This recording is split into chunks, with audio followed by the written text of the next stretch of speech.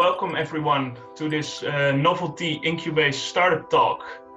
Today's talk is held with Tim van der Rijdt from Mosa Meat, who just raised a big funding for large-scale production. So welcome, Tim. Hi. Hi. See you. A special word of welcome also to our Novelty Advanced community and the members of Incubase. My name is Tim de Wolf, and I am part of the Startup Acceleration team at Novelty.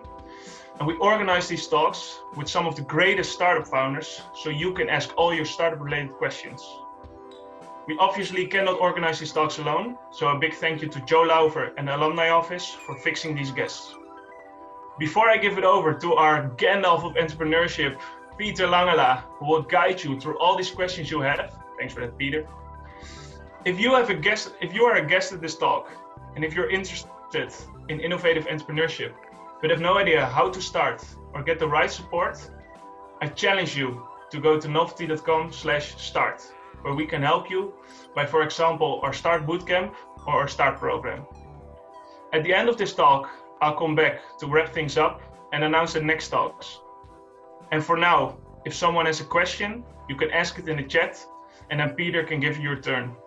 But for now, the floor is all yours, Peter. Enjoy.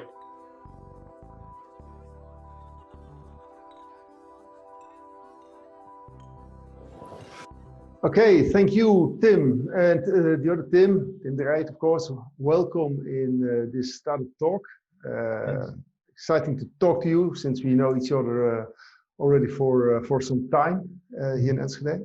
Yeah, thanks for the invitation. Before I go to ask you how our 250,000 euro hamburger is tasting, I want to go back to your time that you went to school, because if I'm correct, you went to school in Veghel, right? Veghel, yeah, that's where I grew up. Yes, I hear it a little bit. And from Veghel, how did you choose to go to the University of Twente? What were the choices? Basically, because it was far, far away. I was looking for kind of a broad topic, and communication science was something I was interested in. But also when I walked around on the campus, I was like, wow, you can actually be in this kind of Center Parks kind of a place where you can also build your knowledge. So, I was looking for a bit of an adventure, and but didn't know exactly which specialty would be suited to me most. Mm-hmm. So this felt a bit like, especially as a combination of more technical and more societal. It felt as if this was going to be a place where I was, be able to find. Because you're looking for adventure. Did you find adventure in Twente? Oh yeah, there was enough. There was a positive adventure, but there was also, a fireworks place blowing up, and that was in that time, yeah. Some of the most extravagant parties took place in Twente. Yeah, because sometimes you hear from people, for example, from Amsterdam or Randstad, Twente, only farmers and cows, but there's much more, right? They haven't visited, no. They haven't been to Kalslaan. Right. So besides communication science, you did also a minor in entrepreneurship. Yeah. What did you learn there? I was fascinated by the topic. I think there have been examples of companies that were starting very small, very modest, and then became very big with a ginormous impact. I don't come from a very entrepreneurial background, so it was something I found very fascinating. One of the things I learned is that I'm not really an entrepreneur. Why not? So I think there's a bit of a skill set and a bit of a natural a tendency that you need to be really successful in starting and growing that. I've come to see myself more as a good first follower, like an early first follower. Mm-hmm. instead of the first front man, which is usually glorified, like that's the leader. So that's one of the things I took away from from that minor. Apart from some of the practical things you learn, of course, but that's stuck with me. Ah, that's nice to hear. Yeah. Did you had a kind of startup idea yourself in that time? Because during these minors, often that is happening. I think so. I've always had a core project and then multiple side ideas. Sometimes I put something in the fridge for a while, and then I think during that time I was trying to design a marketplace for locally produced energy. So that was solar was getting cheaper. There was the documentary that I saw about, well, everything will be decentralized. And then I thought, oh wait, you had this internet thing where you had centralized communications, and then it became decentralized, and woo, that's fantastic. It's probably going to happen with energy generation, where currently there's this centrally produced energy, and you disseminate it, and it's taxed. You pay tax twice, and I can't decide what to do with my locally produced energy. So I just claimed the domain energysharing.com. I was trying to figure out what is the commercial model of decentralized energy, and then I created the interface of an app, and the whole thing. And then I thought, oh wait, you have to actually become a utilities company to be able to do this. That was a bridge too far. But those are the kinds of ideas that I was fascinated by, and then sometimes try to do some first steps just to get a sense of what is it like, how would this work. A pretty cool idea, I have to say, because in these days it would be a very suitable idea, and I see these types of idea coming by. Large and small companies try to do this, so early a kind of visionary. I like trying to be early in what might become bigger later on. That's my technology optimism, maybe. I tend to think of technology as being able to solve different problems, and if you can think it through early and then start testing things early, you might contribute to making it happen. That's what I find super fascinating. Nice. So one of the first job is after the university in the startup, Newcom, with Neil. We were at the time working in the same building. Yeah. How was that? That was I've learned a tremendous amount of things, because you had this minor entrepreneurship, and then you had starting something. Yes. So originally it was part of communication science. So how do you do research, practical research about employee satisfaction or market research, or and then professors would bring in personal connections. There would be clients, and students would be management or work for data entry or phone interviews. At one point they said, well, we can't continue this. And Neil said, okay, but there's a whole approach, there's a team, there's all these things that are here. I'm gonna spin this off. And that's when he asked 3 students, I was one of those 3, say, let's be a market research firm. So he was the only one that had his master's, so that went on the business card. We tried to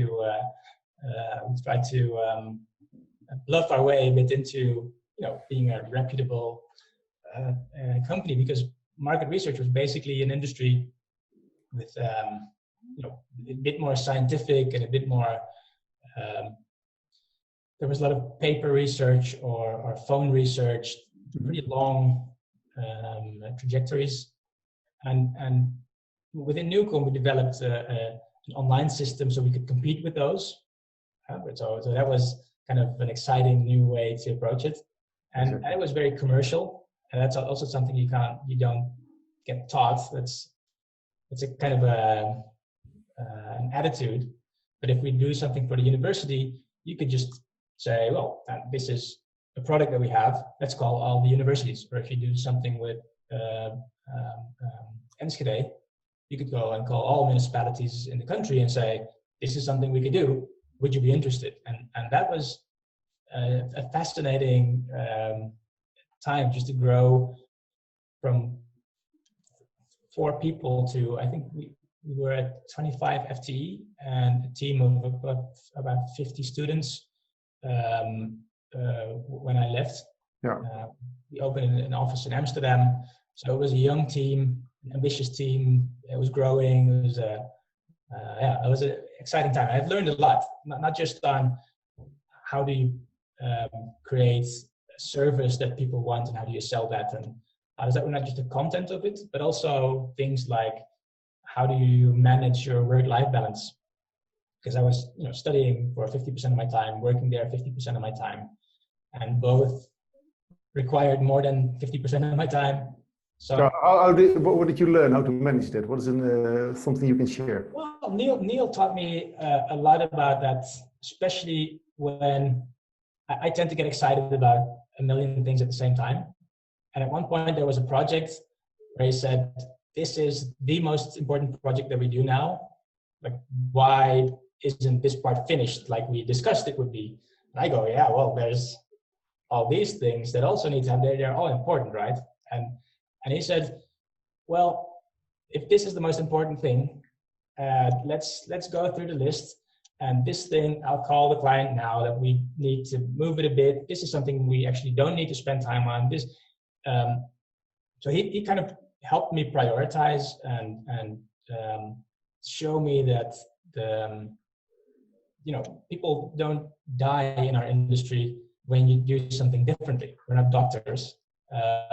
So he showed me that there is always a way to influence your own situation. So you make sure you don't break stuff, because you can overwork and run into a wall, or you can notice that right on time and make sure you push things out of the way or make decisions in order to get on top of things again. And he actually said, well, if you need to spend time today, I'll make sure I'll bring you coffee and I'll ask people not to bother you because people are at your desk the entire day. So that's idea of you can be in control. That's something I've noticed in other companies or in other situations too, that it's not a given. That's something, if you're very ambitious, if you want to do things right, then you can, totally not get into that mindset. It sounds super logical. You go, yeah, prioritize is important to get enough time to do what you want, but it's actually something I had to learn, and Neil was very helpful. Nice. When you come, you went to the office in Amsterdam, so you left Twente, and there you stepped over to Google, right? Yeah. I wasn't actually looking for another job. I was. How is that happening? Is Google knocking on the door, or how did you get to Google? I wish. No. Around that time, I knew they got around. I think it was 900,000 applicants for jobs per year. I wasn't really looking for a job. I was trying to find out where those shady data centers of Google were, because I was just interested. And then I saw that they had an office in Amsterdam. I didn't know that. That there was a marketing role that they were trying to fill. And you have this button that says apply. I go, well, let's see what happens. So I went through the process, and after a couple of chats, actually the Lehman Brothers crashed and went bankrupt. So that whole 28th crisis hit, and then a company like that slows down the hiring a bit. So it took me 7 months before between clicking on that button and signing a contract. But yeah, it was a very interesting transition from being by the canals in Amsterdam in a small company to the big Silicon Valley type of company. I was. What is the big difference from a small startup and one of the largest enterprises at this moment? Well, I remember interviewing there, and they're on the Zuidas, the south part of Amsterdam business district. where there's the management consultants, where there's bankers, there's lawyers. And I was thinking, wait, it's an American company. This is probably going to be a bit weird, or they have these smiling people on the website playing foosball, and there's probably something terrible going on. So that's how I went into the interviews. That's how I actually joined the company, thinking, let's see what kind of roller coaster this will be. But it turned out that Google is a very special company, maybe because they were founded by two scientists that actually wanted to scan all the books in the world and build flying cars, and you had these two technically capable guys that weren't doing it to build a company or to make a lot of money. They actually wanted to just solve the problem of how do I find something on the web, and they found a technical solution, and they go, yep, this is our gift to the world. They tried to sell it for $1 million to Yahoo, but that didn't fall through. And you could notice that was part of the culture a bit, because they didn't have a 50-year history and we're doing things this way within Google. There was really a culture of if you see something that's bothering you, let's get the data about how to improve this and do this right. So I've been there for 10 years. I've seen 3 different CEOs who had different ways of looking at the business. And there was such a flexibility internally that the company could just focus from this to that to that. And when I joined, it was about 35,000 people. When I left, it was about 200,000 people. And there were still very different, it felt as if there were different types of companies or different growth phases, even beyond those. I thought 35,000 was a lot, but there are different phases and different ways to run a business over time. That was very interesting. I can imagine. And in such a company, you had a role in marketing, mainly in marketing. We don't see a lot of marketing. Well, I don't on TV commercials. So how's the marketing done? What's the focus? It's specifically product marketing, because and the goal is usually we have priority products. So these are most important to the company. How do we promote it? How do we get more users for that product? And I've been responsible for example, the search engine for a while. And you don't do a TV ad saying, look, if you want to know something, use this search engine. But there are all kinds of ways to make sure your product is something that people want to use. So we would be thinking about what do people want in the Netherlands or in Belgium or in Denmark or in Sweden, and how can a product deliver on what people need. So what do they want more of in life or want less of, and how do you make sure that is actually being catered to. So one of the examples was at Google Maps. There was a whole mapping that I've created with what are really Dutch topics that we have to advocate for from within the Netherlands that they might never know in San Francisco or in Zurich, where a lot of engineers are based. What do we know about this country that if it was supported by these products, people would go, yay, that's fantastic, thank you, Google. And how do you then link those topics to different Google products, and how can you get stuff done there? So for example, the fact that we use public transit a lot wasn't really, it's not a big part of Google Maps. But in the Netherlands we do, and we hate it if something goes wrong in public transit. You know, when the trains don't run on time, and they go, ah. It's on the newspapers, yeah. Yeah, and there was a feature called real-time transit information, and they sometimes used it in cities to make sure that they have also delay times or cancellations in there. So then we said, let's get the data. We worked with an open data partner, put it into Maps, do it nationwide instead of just in a city, and then you've solved something for Dutch people that they care about.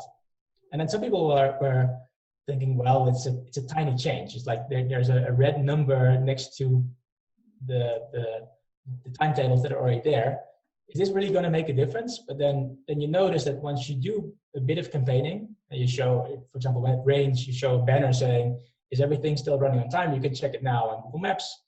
The engagement levels on any of the communications, whether it was social posts or whatever, the engagement was much, much higher than if you would just push a random feature of something.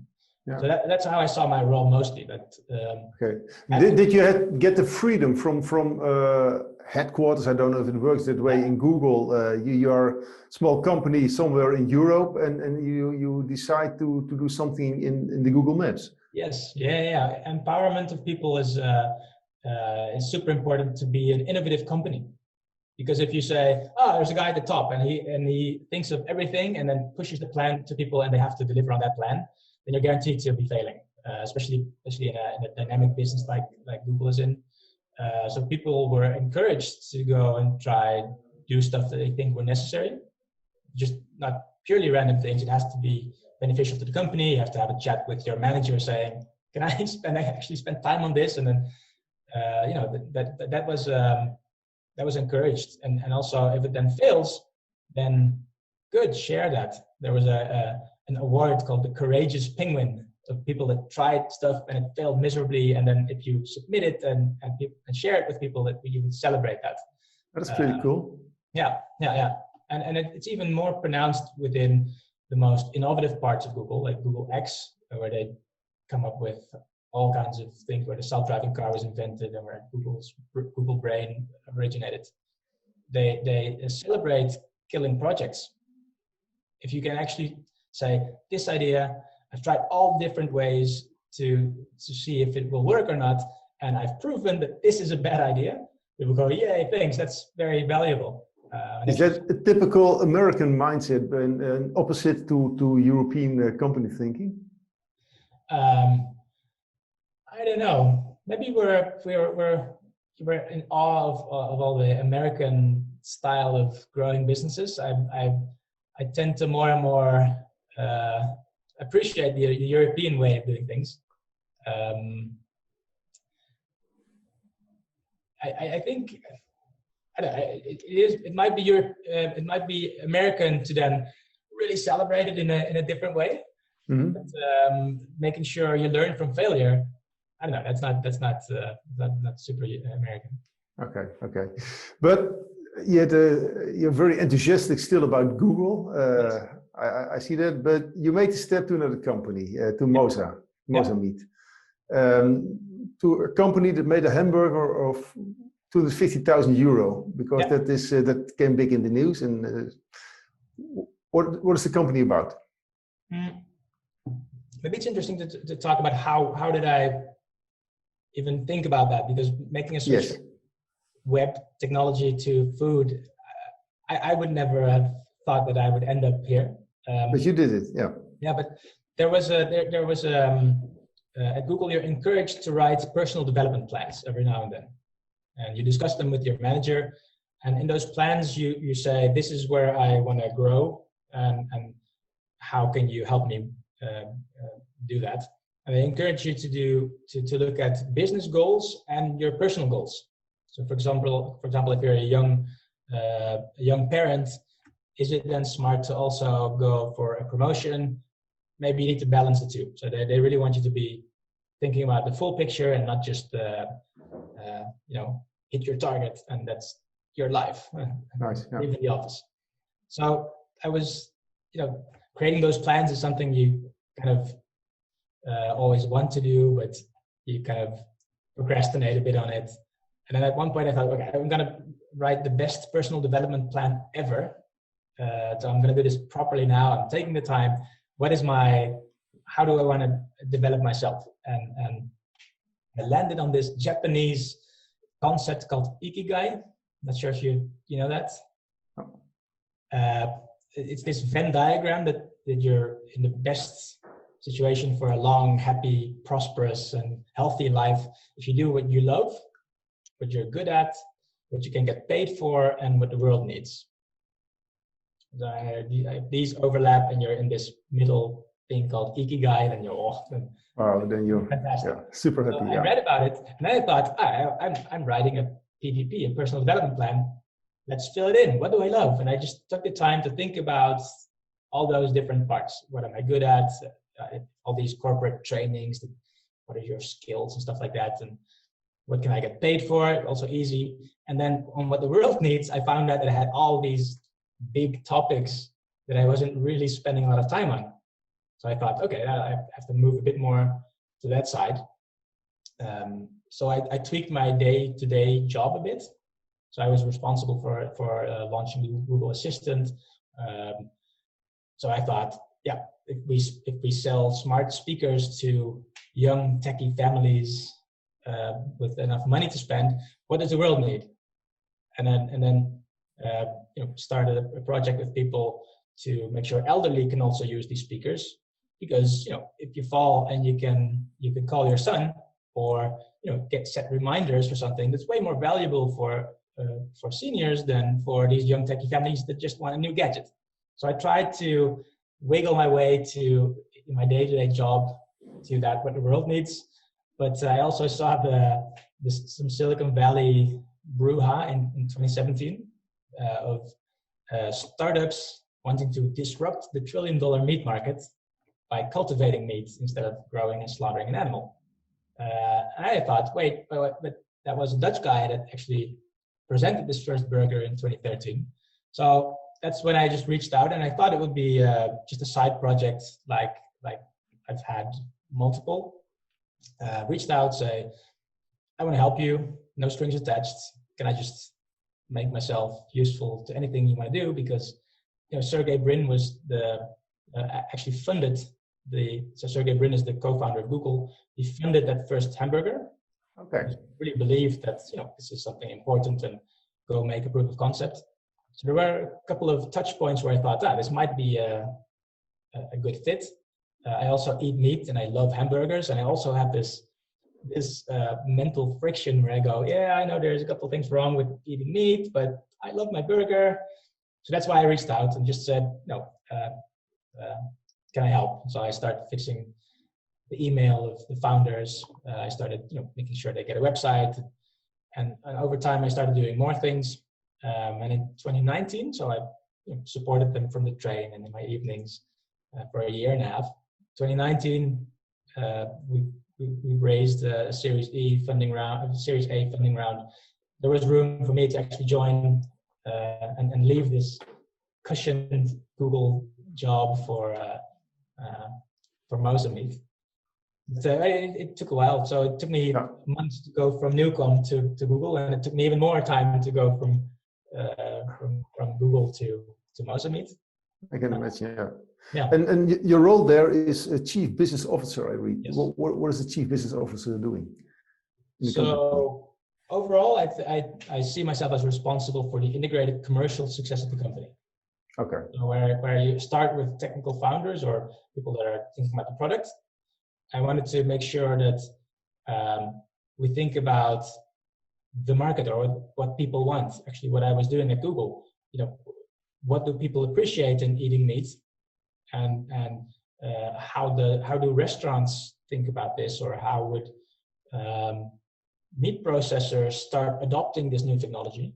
It was outside in ways of thinking I really wanted to introduce at Mosa Meat, because that's something I'm used to, and I want to make sure that this company is successful and not one of the cowboys from the US. So that's purely technology chauvinism. That's because it started here basically. Okay, and the company made the first burger. You have a nice picture of it. This is the first burger, right? It is one of our burgers. It's not the first. The first one is on a very dry patty with, it was very expensive to make. It cost €250,000, but it was presented on a piece of bread that looked a bit dry, and it was.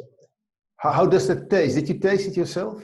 I haven't tasted myself, but the first one was tasted by food critics, by experts, and they said it is unmistakably meat. So yes, it is the same thing, which is the goal, of course. They also said it could use a bit of seasoning because usually you use a bit of salt, but this should be tasted very pure. They said, I can't remember the last time that I didn't have ketchup with my burger. And it was also a bit dry because there wasn't any fat in it, it was just muscle. So there were a lot of things wrong with that first burger that we had to fix over time. So we've worked on especially the adding fat and making sure that you grow it all in a scalable way, in a way that doesn't use any animal products anymore, or in a way that can get to a good price. Yeah, but you have to use the cells of a cow, right, to grow it. Yeah. Why a cow and why not a chicken or something else? No, but the cow, because beef has by far the largest footprint. It's crazy how much resources go into eating beef. I think you can shower for 2 years for eating a steak or something like that. It's way out of proportion. And I think sustainability is one of the biggest drivers for the founders to do this. Some of it come at it from an animal welfare point of view. There's all kinds of public health benefits. So 80% of all antibiotics goes into animals, so we can eat them. So antibiotics resistance is kind of a thing hovering over our heads, but so in the Mosa meat, you don't need these additives to create the meat. It's really pure. Yeah. So you start with just a tiny sample, a tiny bit of fresh beef, which is about the size of a sesame seed. It's 0.5 gram. And you take some of the cells that usually come to repair a muscle when you cut yourself or when you pull a muscle. Those are stem cells. They just multiply. So we try to keep them happy and think they're in their natural environment, so they do what they naturally do. They double and they double and they double and double, and then you end up with a lot of cells, like a gazillion. And then in the second phase, you change something in their environment so that they start fusing and they become these long muscle fibers. They start contracting a bit. They work out and you get protein expression and you get all the taste and all the goodness of meat is in that second phase. Yeah. Now I'm a vegetarian myself. I don't eat meat or fish or anything like that. I'm not sure if I can eat a Mosa meat burger because it's still meat. Yeah, well, and it depends on different people have different reasons to be vegetarian or vegan, and I think we're mostly catering to the people that see that there's something wrong but still want to eat meat and have the exact same thing and not change their habits. Because that's what, from a marketing background, I know that changing consumer behavior at scale is very, very, very hard, especially if they have the feeling that they're giving up something.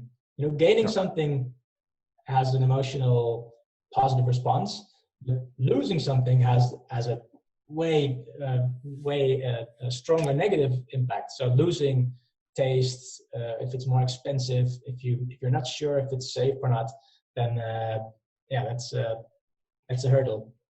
Yeah, I can imagine. I asked you about the type of meat. It's a cow. Could it be also a different animal? Can you make different types of meats at the end? And there are, since that 2013 burger, there have been a lot of companies that started using the same method. So starting with cells, you treat them a bit like plants, so you give them water and warmth and nutrients. It's called cellular agriculture. And there is, a company in France that makes foie gras, obvious. There's people that make chicken nuggets. There are companies that are making salmon or leather, where you just use the same principle. It's very expensive to make one burger now. What will be the moment that it's coming closer to the shelf of our supermarkets? Yeah, so we just moved into a pilot production facility, so kind of a pilot factory where we make this, and we're preparing to send a whole dossier to the EFSA in Europe, for the food authorities. They need to say, yes, you can sell this. So what we're doing is we have our recipe. We think it's ready to go and sell it. And then you need to make 5 separate batches so you can show that it's a stable process, that meat goes to independent labs who completely analyze everything that's in there, that goes into the report, and then EFSA, in a process that takes about 1.5 years, can give the final verdict of yes or no, this is good enough to go to market. And if you get an approval, then you can start selling in Europe. Okay, and starting selling in Europe, it takes a lot of money. You raised a lot of money recently. Yes. In the Series B. Yeah, at the first closing. Do you need that for further research and development, or is it also a lot of marketing that's involved? Most of it. There's a couple of things you want to do with that money. First is expanding the R&D team. We're now about 50 people. Mostly scientists and engineers. That needs to expand because we will be optimizing what we do for the next 10 or 20 years. We're expanding the pilot facility, so that's where we start building our first larger machines that make this, and we want to start building a more industrial-sized facility too. So that means you get a very big location, and you make the first production line that is industrial scale, and then you probably need more money later on to actually grow into an industry that really serves beef at scale, because the sheer size of this market is incredible. Even if we think like we make a lot, then it's still tiny in the bigger picture. Okay, nice. First questions coming in already from the audience. That's very nice, because otherwise I'm the only one asking questions. And Tamara has a nice question. So Tamara, if you are able to open your microphone, you can ask the question yourself to Tim. Yeah, that's good. Yeah, my question is, what target group is Mosa Meat aiming for to sell the product, maybe now or in the future? Because of course, Peter already said, like, I'm a vegetarian. I'm not sure I'm going to eat this meat burger. So yeah, are you really focusing on people who eat meat right now? And are those like richer people who can afford some expensive piece of meat? Mm-hmm. Yeah. So initially, it will be low volumes that we can produce and a fairly high price. So it's logical that you start with early adopters that will be able to spend more money on a burger. So it follows a bit like the Tesla model, where they started with a couple of really high-priced electric vehicles to be able to finance a more affordable one, and then go more to scale. That's exactly the model that we want to follow. So the first group will likely be somewhat younger, but with enough income that they might be young families where you also, for example, you drive a Tesla or you have solar panels on your roof, so you are aware of the things that are needed, but you really like meat a lot. And that group is fairly big, because there was a research recently. I think it was in the Volkskrant. Mm-hmm. And it said 5% of the population is either vegan or vegetarian or pescatarian. So they really say no to meat. And then there's 43% that call themselves flexitarian, but 1 in 4 of them actually eats meat 5 days a week, and some of them eat meat daily. That means 43% is a very large group that says, I also, every once in a while I buy maybe a plant-based burger and I'm doing what I can, but in fact they haven't changed their habits. No. And I was exactly the same. I try alternatives, but when I go to a restaurant, I want a steak tartare or a thing on my plate. And that group is even with the momentum in plant-based, and I really love that so many people are so dedicated that they are willing to change. But those numbers are are fairly small and not growing fast enough. So we want to make sure that if you don't bet on massive consumer behavior change, we just want to rethink the process and just let people do what they do and fix the problem in the background. Thank you, Tamara, because Lars is also waiting to ask a question to Tim. Lars. Yeah, hi Tim. I've got a question. Can cultured meat also repel certain bacteria such as Salmonella? Well, when you start with just a small amount of cells, that process is by definition completely clean. Because if it has any contaminations, it just doesn't grow. So it's a closed system, starts completely clean, and it stays completely clean until you harvest at the end. So that means there is no E. coli from slaughter, and there is no Salmonella in there. And there are many contaminations in meat currently that are not in this type of meat, which increases shelf life. It's safer to consume. So yeah, that's one of the big benefits. Currently, we're used to the fact that if you touch raw meat, that you really have to wash your hands and that you have to be careful. Sometimes imagine that if meat as it is now, if it was new and it wanted to get approval to go to market, then it would be kind of like, that's how it goes. I mean, I don't want to bash meat because so many people just love it, and I know that the industry is trying to do it in the most sustainable way. But it's a cleaner process. Not just there are no cows that are burping and farting methane, but also production part itself. Yeah. Nice. Thanks, Lars, for the question. I want to move to Yair. If I say it, Yair, Sharon, you have a question as well. Thank you, Peter. Hi, Tim. First of all, congrats on chasing such a beautiful mission. Really nice company. I was following you guys for a while, and I was wondering if Meatable, you know them probably, how they're doing, and what are your differences? How much is the competitive landscape in this business? And so we know them well. We're in touch regularly, like with many others in the industry.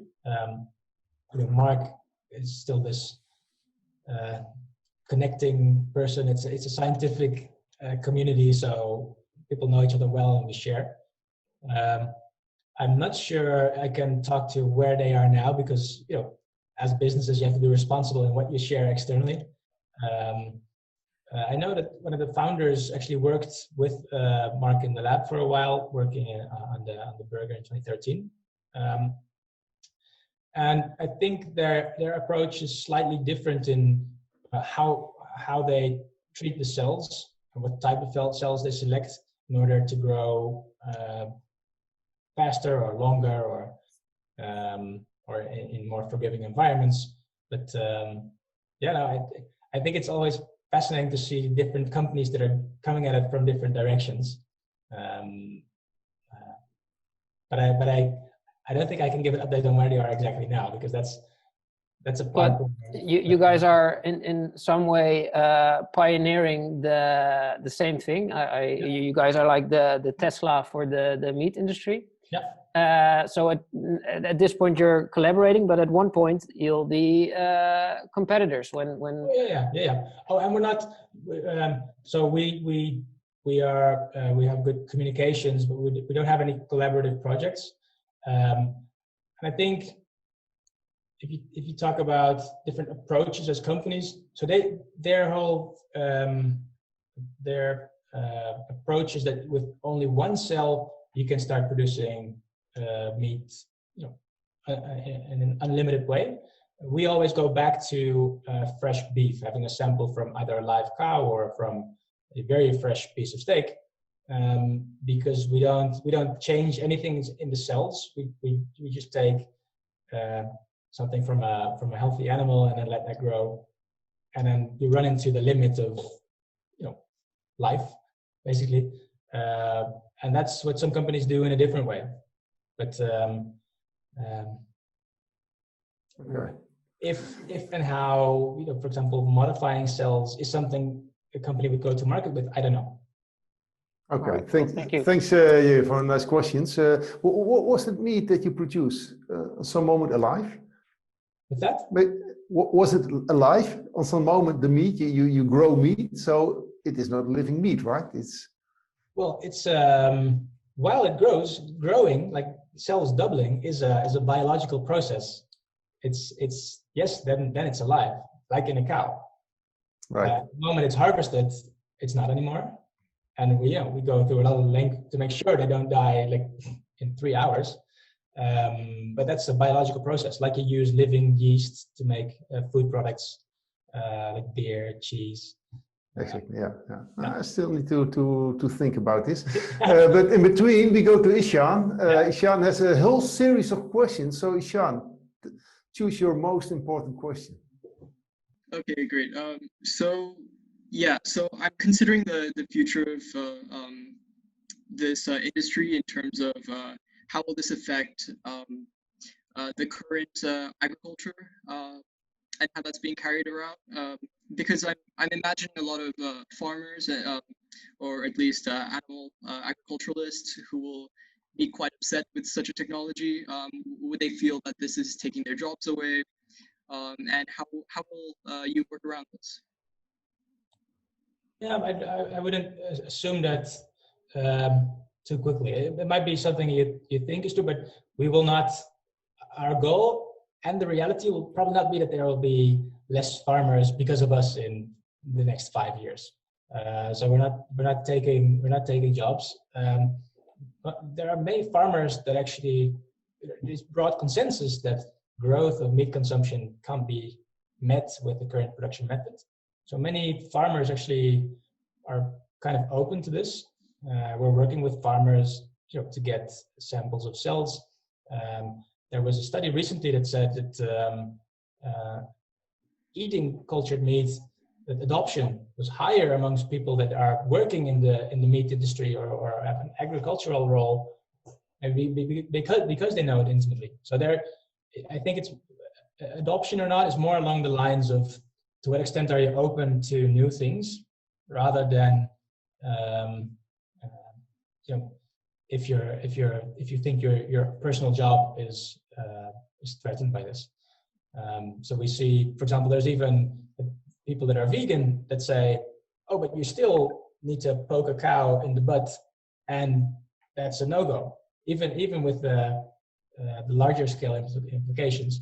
So there are different groups with very different ideas about this. We get a lot of incoming emails from people in, for example, the Middle East that say, "Oh, but this could then be halal, because if you slaughter an animal in a certain way and you then take a sample and you grow it, then it's still halal." Or people in India that say, "Oh, you don't need to kill the cow. That's fantastic. I can now eat a burger."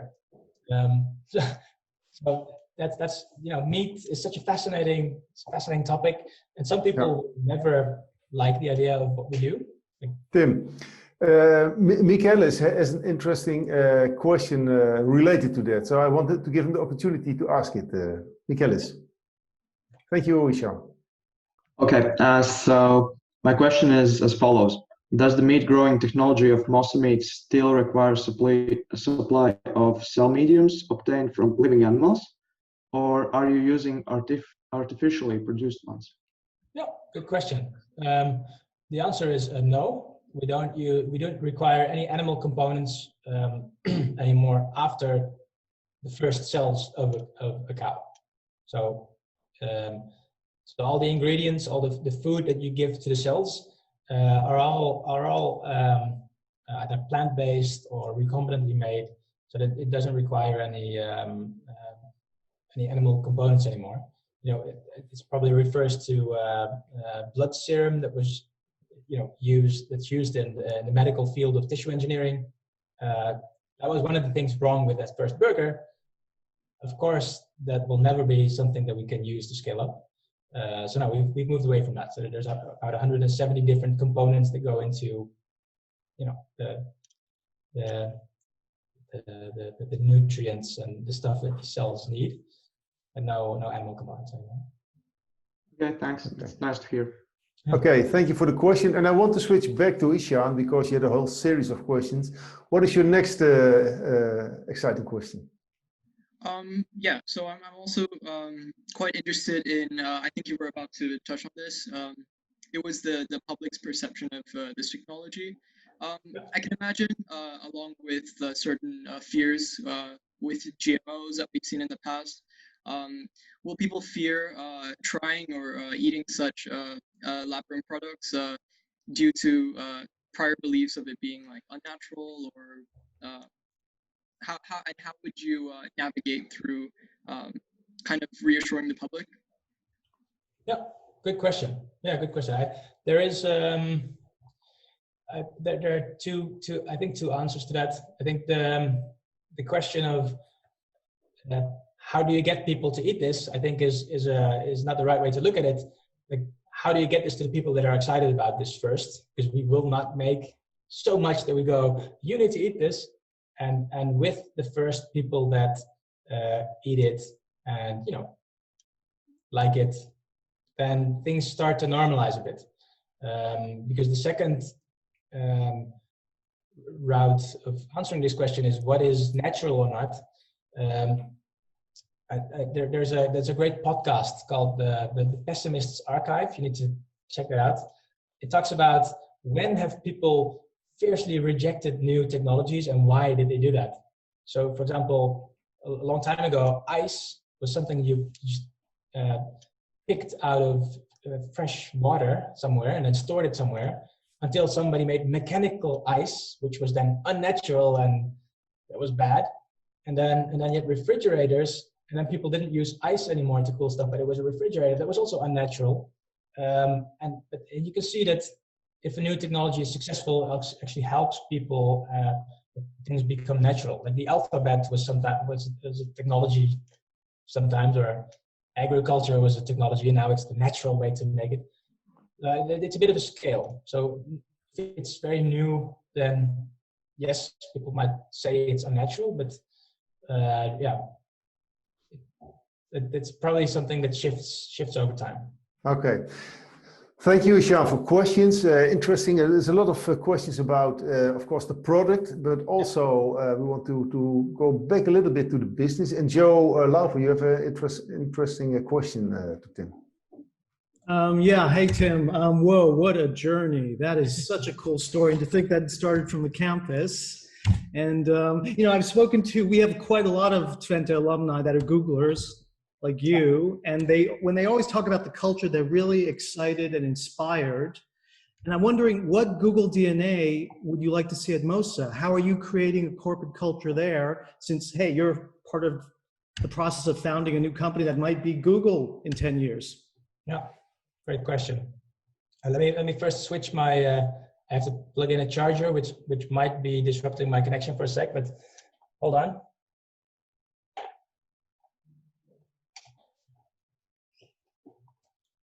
Am I still here? Yes, I hear you. What from Google would I like to take to Mosa Meat? There's two things, one on the company strategy side and one on the more personal side. The company strategy side is a bit what we touched upon with how are you innovative? How can you make sure you stay flexible and have, I think it's Jeff Bezos who talks about the beginner's mind. Like how do you make sure you don't get more narrow and narrow and narrow over time, and how can you keep shifting when needed? So if we are stuck with burgers, will we think a burger is the holy grail forever, or do we need to shift? And that's a even at that scale, Google is very good at that, and that makes sure that you don't become obsolete after a decade or 2 decades. So that's something I really admired, how they built a company that can be flexible even though you're 200,000 people big. And the second part, it's my personal one, is at Google it was always encouraged to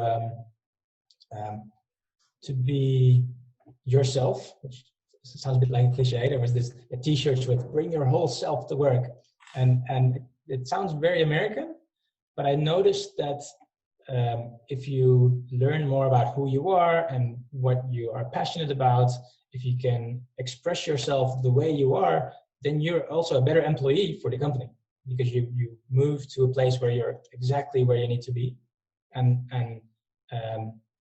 that was more on a personal level. That was fascinating. Sometimes in a job, you think you need to, like, this is the bar that the company needs from me, and that's where I need to jump, or I need to fake something, or I need to become that. Whereas just not becoming something, but just be who you are, and then grow and become better at what you do. That's a bit of a mindfuck, but it's very valuable. Okay, very nice question, Joe. Thank you for that. And I see we all almost talking for an hour. It's going so fast. So I want to give Sjoerd the opportunity to ask the final question. Hi, Tim. Love the talk. What do you reckon is the biggest risk or challenge yet to come? Oh, there are so many. But the biggest. There's three biggest. Allow me to three. I think getting an approval fast enough, we can start building a factory. But if Europe says, well, we need another 3 or 4 years, that's a risk. Just technically scaling up, you never know what happens when it's never been done before. And so far things are going well, but you can always hit a wall at some point, and then you're screwed. And the third one is consumer adoption. If there's anything that plays to fears and takes on a life of its own, then a whole industry can be on an emotional level be just wasted. Even though you have just having a perfect product isn't automatically a success, right? So those three. Yeah. Technically scaling up, getting an approval, don't screw up with consumer adoption. Those are the three big milestones that need to be de-risked. Yeah, okay. Thanks. Yeah, thanks for the question, and thank you, Tim, for sharing us with you all this information. Your career, very impressive, and also made me thinking about artificial meat. So when the burger is on the shelf, although I'm a vegetarian, I promise to try it, and it keeps me thinking. Thank you very much. It's the end of this start talk, and I want to go back to Tim, the other Tim, for the final words. Thank you very much.